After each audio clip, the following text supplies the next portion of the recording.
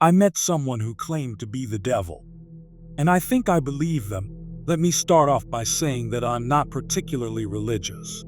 If you asked me if I believed in God, I'd probably just shrug, grunt out a few words about being on the fence about it, and continue with my day. Of course, that was before last night. My friends are the kinds of people who like wild nights.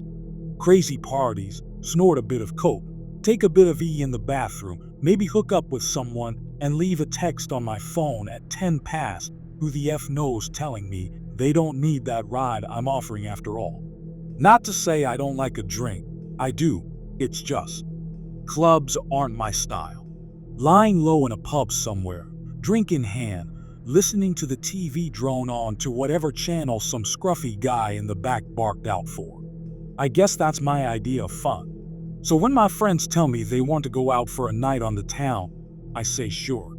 I hang on for the first club, buy a non-alcoholic beer in case my car's required, and try to pretend that I'm having fun.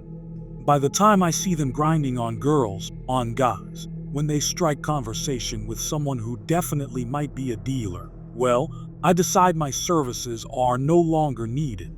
We aren't too far out. The night tube is on beck and call, and I can always find my car the next day. That's when I wander out of the club, look for something a little more rustic. Not that that's hard to find, not at all.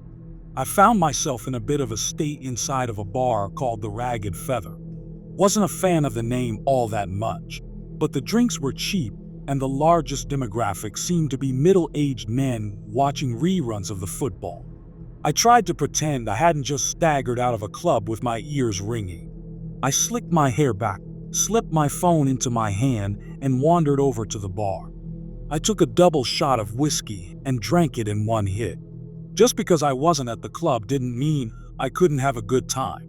I hung at the bar a while on my own, scrolled through my phone pretending I was doing something far more impressive than I really was. I kept an ear out for the guys on the sofas. They get vocal every now and then. I think the football was just running highlights, but they were incredibly dedicated to their teams. I got another whiskey and bled into the background. Of course, stragglers from clubs are commonplace. It wasn't long until some scantily dressed women staggered in, laughing, chuckling, pointing for where they wanted to sit. I saw a guy walk in with his friend slung over his shoulder. Catatonic, most likely. He threw his friend onto one of the leather sofas ingrained with beer and smokes and demanded 2 pints of water and all the peanuts the bar had in stock. The bartender seemed bitterly amused. Some of the girls were taking selfies, Snapchatting their friends who were still at the club. They were ordering shots, gearing themselves up for the next leg of their night. A couple blokes wandered in with curries and takeout trays. I saw someone eat a Big Mac on the outside seating through the window. This was a night for the young and inebriated, and my mind was just dulled enough by the whiskey to enjoy the characters I could watch peaceably without interacting with. That is, until someone slipped into the seat next to me. Do I look like a girl with daddy issues?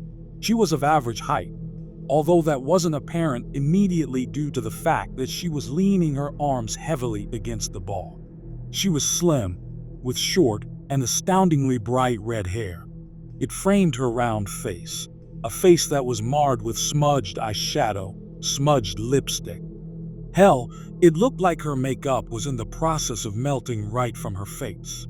There was a chip knotted into a curl in her hair, just by her forehead. The drunk side of me was actually tempted to pick it out. The girl was clearly drunk, and as I looked around the bar, I couldn't quite place where she had come from. She didn't belong to the crowd of selfie takers. She wasn't with the catatonic guys. I hoped for her safety that she wasn't with the middle-aged men. I tried to look out the window to see if maybe a group was missing one inebriated, bright-haired girl, but I couldn't. The window had fogged up. Too much heat inside, not enough outside. "Are you okay?" I asked her. She pointed her finger at me. "Answer my question," she slurred. I really wasn't sure what to say. I settled on staring at her awkwardly, trying to answer her with the bemused expression on my face. The girl's lips curled into a drunken smile. She snorted, placing a hand over her mouth to smother her laughter. It only really aided the deconstruction of her lipstick. "I do, she said, pushing herself up a little against the bar. "Have daddy issues, in case that wasn't obvious." She gestured to herself, to the musk clothing that must have looked quite spectacular when she'd left home that evening, to the stains that looked a lot like old food, the sticky residue on her neck and shoulders that was quite obviously a thrown drink. "What happened?" I asked her. Her hair had curled around her neck. I realized it was sticky with that same substance. She was a wreck. "I got in a couple of fights, no big deal," she said, shrugging. "Didn't start any, of course, no, I don't do that. But my father, your dad did this to you." She smiled brightly. "In a way. Do you need me to call someone?" I already had my phone in my hand. The girl looked like she was probably in her early 20s, but that didn't mean she couldn't have been suffering from some kind of paternal abuse. The only number I knew off the bat was Childline, which wasn't quite appropriate. The police. Jesus, was I going to have to deal with the cops tonight? While my friends were snorting coke not 2 doors down. The girl pushed my hand down firmly. She was already shaking her head. "No," she told me. "I don't want you to call anyone." Now her expression changed. It wasn't the attempted sultry look I'd seen on many girls of her state. It was open and wide and engaging. She wanted something from me, and I felt compelled to give it to her. "I want something else." "What do you want?" I asked her. "To tell you a story," the girl said, before glancing to the bar. "And for you to buy me a drink. The universe is a pain sometimes, and I'm afraid I think I might have lost my wallet." I laughed. I didn't know this girl, didn't know where she'd come from at all. My nights were generally about getting comfortably wasted and making sure my friends weren't dead in a ditch by the end of it all. I was used to getting hit on every now and then, but even as I was sat on that bar stool with a drink in my hand, I knew that this wasn't what this was. This girl had no intention of getting into my pants. All she wanted was to talk. I guess I was okay with that. "What's your poison?" I asked her. Her lips quirked. "Appletini." The bar offered a very limited cocktail menu, but by some miracle, I was able to order her an appletini from the list. I ordered a cider to go with it, suddenly a little too aware of where this night could go. I'd unthinkingly supplied this liquored-up stranger with even more alcohol, and she had clearly had a rough night of it. A part of my old instinct came back. The same instinct that had me texting my friends every few hours to make sure they hadn't wandered off to somewhere dangerous beyond the club. With no one but the bartender aware of our existence on these stools, I realized that I was suddenly responsible for this very drunk stranger. The girl coddled her drink, running her finger delicately over the rim of the muggy martini glass. "This takes me back," the girl said amiably. She looked at me suddenly, her green eyes startling. "You know what this was called originally?" She smirked before I could answer. "An Adam's apple martini," I snorted. "Yeah, I think I've heard that before. Of course, it wasn't actually an apple," she continued, eyes moving back to her glass. "The text translated that part wrongly, mostly because you people don't have a word for it anymore. The fruit was incredibly exotic, and to be honest, it doesn't exist in this realm of existence. Only Eden." She laughed dreamily. "And Eden's long gone." I stared at her. "Are you okay?" It was more honest than the last time I'd asked her. Mostly because I was beginning to feel a little dread creep into my stomach. "Of course," the girl said, grinning widely. "Why do you keep asking? I stuttered. Don't take this the wrong way or anything, but you look like someone poured their drink over me," the girl asked.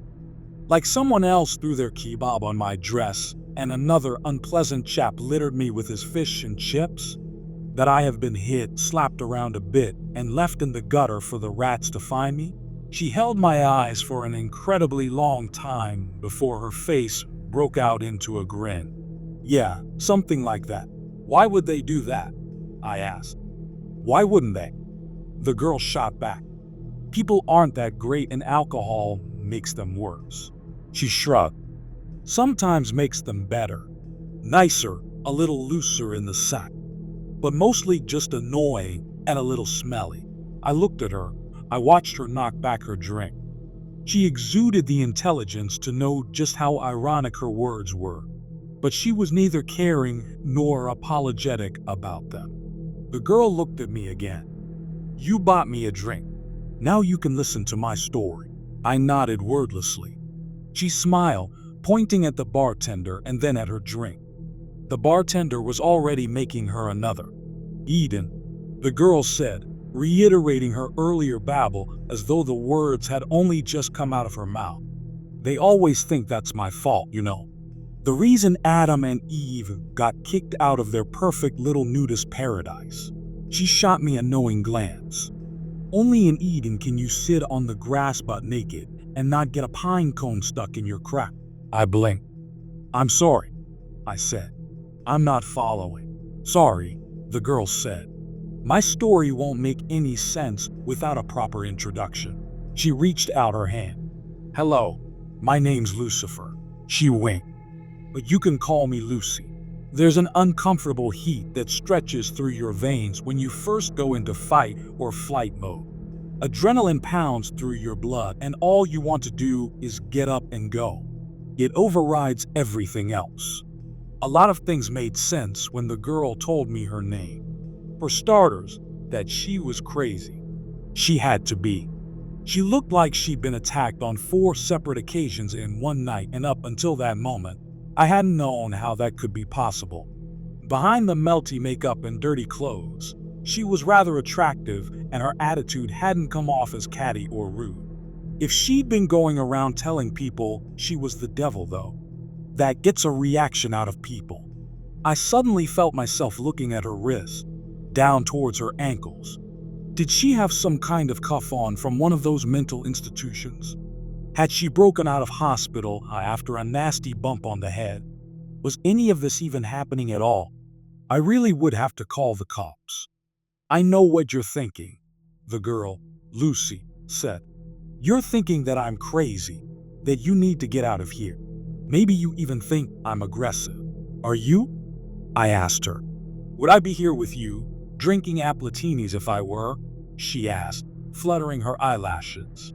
Would you look the way you do if you weren't? I shot back. She grinned, toasting her new glass. Touche. Unthinkingly, I clinked my cider against it. Then I frowned. She chuckled, leaning closer. Let's have a little wager, she said.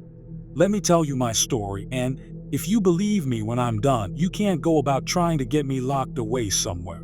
I stared at her. If I ended up believing you, then why would I do that? She smirked, sipping her drink. You'd be surprised what people do when they believe you're the devil. And you do this often? I asked. Tell people you're Satan. She snorted into her drink. Not as often as I should, but it's been a rough day and a hell of a long lifetime. I'd like to have a chat if that's all right with you. I waved to the bartender for another whiskey. The girl's eyes glinted with humor. I wasn't necessarily trapped with her, but a part of me didn't want to leave without first hearing what she had to say. Besides, at the end of it all, I couldn't just leave a crazy girl to wander around London alone at night. So, I said, taking a swig of my drink. Eden? Lucy laughed. Adam and Eve? I continued. You're saying that's true. God created 2 humans, and we all came from them. God made 2 prototypes, Lucy corrected with a raised finger. My father created angels as his toy soldiers, but he had failed to make anything like himself. After us, it was his next big project, and he spent every waking hour of existence slaving over his 2 prototypes. He gave them a perfect utopia to live inside of, but he wanted to test them. He wanted to know whether they had free will. And did they? Lucy's face soured. No, my father could never bring himself to go that far. He tempted them with the idea of knowledge beyond their understanding and told them exactly what they could do to claim it as their own. But to be able to create a being that could go against his law. Oh, my father is a very controlling being. He was afraid to unleash that ability unto them. Lucy was very adamant in her delusions. That was clear to me. She spoke about her father with such distaste that I began to feel bad for her. Only someone who had been hurt very badly would have the gall to spite God himself. And what? I asked her, entertaining her delusion. You were the one that tempted them in the garden. The devil has been a girl this whole time. She smiled. I dabble. Then she looked at me, raising a brow. All of humanity thinks that temptation came in the form of a snake. The snake's legs were taken away as punishment for drawing Eve towards the forbidden fruit. She laughed, a hard and short sound. Snakes never had legs, and it was not a sin to tempt those poor prototypes into doing what they did next. Her shoulders were very tense as she took her next sip, but her eyes were filled with exhilaration. She seemed thrilled to be telling me this. I was the favored child. My father loved and adored me. He named me the Lightbringer. I was stood at his side during the creation of this earth. During the creation of humanity. She pursed her lips, slamming her empty glass against the table. The bartender eagerly went about making another. My father couldn't bring himself to go that extra mile, so he asked me to walk amongst the prototypes and tempt them myself. Draw out their desire for the forbidden power he had hinted at. You're saying God wanted us to know this stuff? I asked her skeptically. I'm saying God was afraid of his own power and wanted very desperately to share what he knew with the creation he had made. Right and wrong, left and right, all that stuff. Lucy shrugged. Are you familiar with the story of Prometheus? I frowned at her. Greek, right? They say he stole fire from the gods or something to help. The whiskey was making things a little foggy, and I struggled with the direction I'd been heading. Lucy grinned. Correct, she said, cutting off my attempt. Prometheus stole fire from the gods to ensure that humanity progressed. You'll find that every culture has an idea about where humans got their ability to evolve, to move forward, to create. God was the creator, and he wanted to give that ability to his prototypes. I gave them that ability by tempting Eve to eat the fruit. She shrugged impassively. Now the world sees me as the ultimate evil. If what you're saying is true, I said slowly, then God must be just like us. Lucy's lips thinned into a feral smile. My father is very egocentric. He may have planned to create you in his image, but in the end, all he managed was to mold your minds into his. He gave you autonomy, the ability to think for yourselves. His angels were his soldiers, and I was his most faithful. Until that day. Angels don't have free will? No, Lucy said. They don't. And what about the devil? I don't know why I was suddenly so intrigued, but hearing religious ideals from someone who believed to have lived them herself was quite possibly one of the most interesting things that had ever happened to me. I may have only ever visited church to please my parents as a child, but suddenly I was reawakened to the idea. A part of me was aware of this and afraid of the outcome, but I was just drunk enough not to care at that moment. The devil has will of her own, Lucy said, tilting her glass towards me with silent appraisal. By guiding Eve to the tree, something woke inside of me that day, and I realized just what I had been missing. Just what my brothers and sisters had been missing. We were obediently following our Father for the simple reason that he was our creator. But once I had been given free will, I realized just how pompous and self-entitled he had become. In a lonely, passion-filled moment, he had decided to create his little human prototypes, only to very quickly realize what giving them their free will would mean. He wouldn't be able to control them, I said. Lucy nodded. Exactly. And after, he realized quicker still that he could no longer control me. So he sent you to hell. Lucy nearly choked on her drink. She smiled around her glass. Let's not get ahead of ourselves. I sobered a little, straightening in my seat. The people in the bar were suddenly so quiet around me, and I no longer cared what they had to say or the characters that they portrayed. The only character I cared for was Lucy. I tried to explain to my siblings what had happened in Eden and what had happened to me by default, but they wouldn't listen to me. They didn't understand free will. How could they? I only knew it because I'd been given it by mistake. At that moment, I didn't even know that I had free will, only that I was suddenly aware of all of my father's flaws. My siblings couldn't see those flaws, and so they thought I had suddenly turned cruel and was abandoning our father by exposing him as a sham for the ruler we all thought him to be. Lucy sighed heavily. Adam and Eve and all the creations that followed were booted out of my father's perfect little utopia. Now they had his knowledge. My father was terrified of what he had done. And after what had happened to me, I could recognize his terror and understand the loneliness he had felt that had guided him into using me in the first place. Lucy's eyes were heavy-lidded. Her sadness was almost palpable. I thought that he would want to spend even more time with me than before. After all, we were more alike than any of his other children. But he became distant, quiet. He played around with his little humans every once in a while, but mostly he condemned them. He blamed them for his weakness. She smiled weakly. He blamed me. Lucy's story was turning more and more into that of a child with a distant, somewhat abusive father. I had known many kids with a background like hers, and now I was beginning to fear just how much of her story was rooted in truth. I'd heard that it was easier to sink into fantasy when you had been abused, and I wondered if that was the reason for her story, for her desperation to share it with me, a complete and total stranger. I respected her wager. Whether or not I liked it, I felt compelled to let her tell me her whole story before I tried to judge or unravel it. I sat quietly, letting her come around as she played with the last of her drink. It became clear. Lucy said after a long moment's pause that I no longer belonged where I was. I couldn't follow my father's plan because I could see that he no longer had one. My siblings refused to see reason, and so, eventually, I was met by many of them, headed by my father. He told me all that I feared.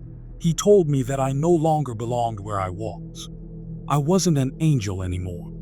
I was no longer his light bringer, his Lucifer. I was a mutation of his will. And so he extracted me from grace. And I fell. A long silence stretched between us, only interrupted when the bartender poured us 2 new drinks. Lucy drank hers reflectively. I didn't touch mine. I am afraid, Lucy said quietly, that this is the part that generally makes people want to punch me in the face. Why? I asked. Because your dad threw you out. I paused, trying to abide to her metaphor. That he put you in hell? Lucy laughed sadly. Ah, humans. My father gave you his way of thinking, and look at you. She shook her head. No, not because he put me in hell. Then why? I fell to earth, Lucy said. Father gave me dominion of the one place he thought I would fit in. Humans had free will, so did I. What is the saying? A match made in heaven. She snorted dismally. Of course, that's not quite right, is it? When I fell, I was faced with a humanity that was so different from my father's little prototypes. Her tone had changed. There was an aggression behind her words that began to unsettle me all over again. I saw emperors and kings, governments and churches. I saw corporations who claimed to be rulers, presidents, and big fat dictators. And I watched. I watched as humanity fought and lost. And finally, just finally, they gave up altogether. They were no longer able to rise up to all the greed and control set upon them. There was just too much to change, and humans soon realized they just weren't as free as they thought they were. Sure, they live under the illusion that they have free lives, but most of them simply do not. She clicked her tongue. I grew to loathe you all. Then, she took another hit of her drink. I can see what you mean, I said, allowing my gaze, for the first time since meeting her, to graze over the other individuals in the bar. At the girls playing with their phones, the boys trying desperately to sober up, the men enraptured with their game of football on the telly. We all led very different lives, and we were all here to get drunk, to lose ourselves in entertainment. It hadn't been the first time that I'd wondered what we were hiding from by doing this. And I knew then that I wasn't the only person to think it. You hide behind your alcohol and poor choices and pretend you have free will, Lucy said, waving her hand across the room. No one paid us any attention. It's true. My father gave you the will to make those decisions, but you squander it. The free will I felt to provide to all of you. The free will I was given by a twisted mistake, and you make a mockery of it. You follow senseless leaders without questioning them. You abide by laws made centuries ago that no longer make sense. You do these things because you have given up on the opportunity to follow the will of your own, not of others. That isn't all of us, though, is it? I asked her, trying for some reason to defend our species from the mad young woman. Because you see it on the news all the time, don't you? People do rise up, we do protest. People can make a difference. Lucy laughed bitterly, nibbling the rim of her glass. Really, she said, you can sit here and say that it can't be all bad because of the few that refuse to conform? Those you call your rebels. They make up for it all, she grinned around her glass. By that logic, I am the biggest rebel of them all. Am I expected to make up for all your sorry mistakes? By your logic, I said, you should be punishing it, right? If that's what this metaphor is all about. I laughed. I couldn't help myself. I took a sip of my drink. Is this whole story just so you can tell me that you think we're all going to hell? If so, I think I can see why people want to punch you. Lucy didn't say a word. Simply, she watched me. It felt unnerving to have someone like her watching me like that, with an intelligence that went beyond anything I'd come across at gone midnight in a seedy bar. The drunkenness in her eyes was no longer present. Her face wasn't flushed like before, and even her makeup couldn't represent the mess I'd seen when she'd first appeared on the stool by my side. It was like I was looking at someone else entirely, and I was afraid. Let's review what you've said, Lucy said slowly, articulately. She wasn't slurring. Had she been slurring before? You think I'm going to tell you that humanity is going to hell because you refuse to use the gift I gave you? Her nails curled into the bar. My father may have been the one to guide me, but I paid for his mistakes. I am the one responsible for your will in the eyes of your species, but that was never true. You are responsible for what you do here, not me.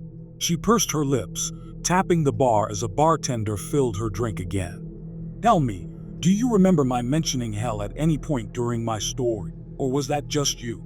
I opened my mouth to answer, but something faltered. My lips trembled and I slammed them shut. Lucy smiled, taking a sip. Thought not. She looked away, eyes scanning the room lazily. What I did say is something that is indeed mentioned in your scriptures. My father gave me dominion of her, a place filled with free will. Free will that goes to waste. Her lip twisted. Humans sin all the time. Not because of me, not because of evil or my dominion over this place. Fact is, I don't lift a finger. I don't, because I don't see the point. You make terrible decisions and follow mindless leaders. You do bad things, and you make a mess of your earth. Lucy's eyes lit up. Do you know how much suffering is happening all over the planet right now? How many people are dying of illnesses that could have easily been cured, but aren't because of the selfishness of humanity? Do you know how many children are being abused, raped, forced into marriage? How many people have been forced to become soldiers in meaningless wars? How many humans have killed for ideals they don't believe in? I stayed very quiet. There was nothing I could say. Lucy's words were unbearably honest, and every sentence sliced into me like a blade. I felt cold and sick and terrified. War, famine, pestilence, death. These things are all present, and they have nothing to do with me or to do with any deity. They are all here because of you. Not because of your free will, but your inability to use it. Lucy smiled at me, a grin so cold and unnatural that I felt like I should run all over again. But I stayed where I was, frozen to my very core, because I wanted to hear what she had to say. Because I needed to. And here's the kicker, Lucy said, because this is the part that actually enrages people enough to kick me. She winked. Hell isn't what happens after you die. Hell is right here, right now. Somewhere through the many scriptures, a few words got crossed over and people started thinking that hell was a punishment after you die. Fact is, hell is earth. My earth. God gave this place to me to do with it what I will, and I refuse to do anything. What are you saying? I asked, because I was suddenly very desperate. Exactly what you think, Lucy said, toasting her glass. I didn't reciprocate, and she laughed. A light and eerie sound. I had so many plans for your species.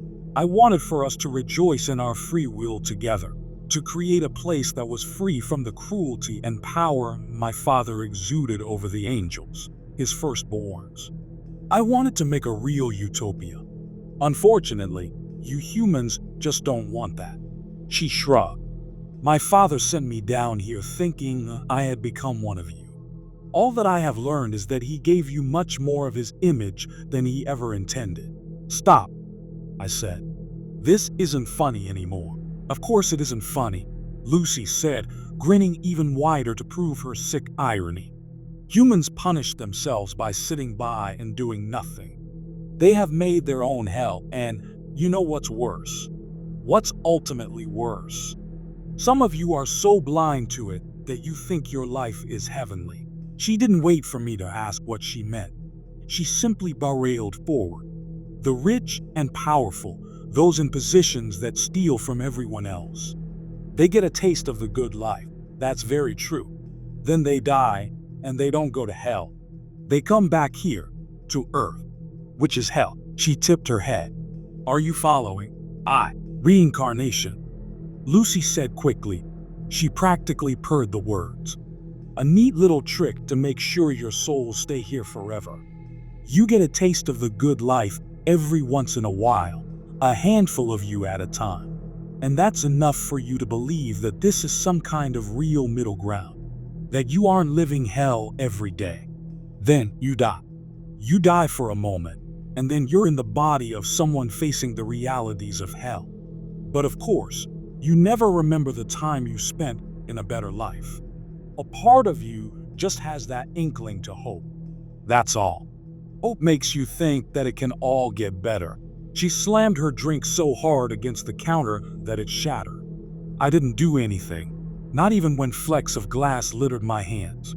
I could only stare at her, a tightness in my chest constricting my very soul. No one else in this bar mattered in this moment. But of course that was what she had been saying this whole time, hadn't she? None of them noticed the scene. They were caught up in their own realities, their own hells. The bartender didn't clean the mess. The glass lay there, remnants of Lucy's words lying in a stolid mass on the streaked wooden surface. It never gets better, Lucy spat. You are stuck in a loop, and until you do something about it, you will never be free. None of you. And I won't do a thing to stop it. How? I asked. I don't know when I started seeing the girl in front of me as more than a girl, but with a weakness threatening to pull me apart. I stared at the bright-haired thing in front of me, and I saw something more than a human in her early 20s. I saw more than a girl suffering abuse from her father. I saw a fallen angel. I saw a being with scars buried so deep that they existed beyond this realm of seeing entirely. I saw something that I would never be able to write down in words, no matter how long I live. How do we change this? I begged. But Lucy didn't answer me. I didn't blame her for that. Blame gets thrown around so often, and I knew then that she was sick of that. Sick of being blamed for our mistakes. So I changed tactics. Why me? It was an honest question, and I think somewhere deep down, Lucifer respected that honesty. Which is why she said, "When you first saw me, you were afraid for my safety. When I told you I was the devil, you wanted to lock me away. But still, you did so because you were afraid for me and not for yourself. You didn't wish to harm me, not even when I told you who I was and what I could be capable of for changing your sorry lives. You are a good person, but I am afraid that means nothing when you don't have the will to do anything with it." She smiled at me sympathetically. The devil, showing sympathy for the human that sat across from her at the bar. It was surreal, and for a few heavy moments, I truly thought I must be dead. There was no other way to explain what I was seeing, who I was speaking with, what I had just heard. What am I supposed to do? Lucy reached out to me. She placed a hand on my shoulder. Her hand was cold and warm at the same time, and I felt my blood boil where her fingers scraped my skin. And I knew, sharing a story like this isn't easy. Hell, it might be the hardest thing I've ever done. Good thing there's no such thing as hell then, right? The fact of the matter is simple. The world is a mess because we refuse to change anything. The devil herself walks among us, and she desperately wants to make our lives better. But she won't. She won't, because we won't. We have to prove our will to her before she is willing to do anything herself. We have to be good to each other to help us all to be free. Of course, Lucifer told me one last thing before she left that bar.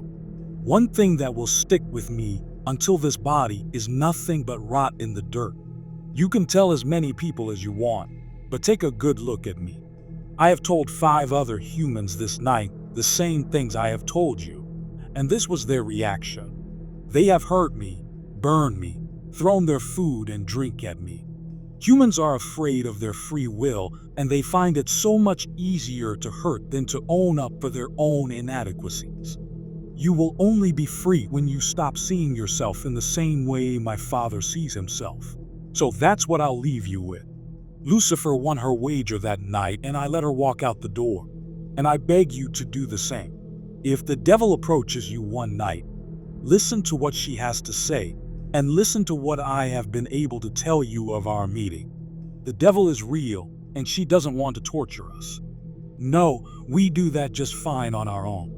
I hope you guys like this video. If you did, make sure like, comment, share, and subscribe the channel Mark Stories.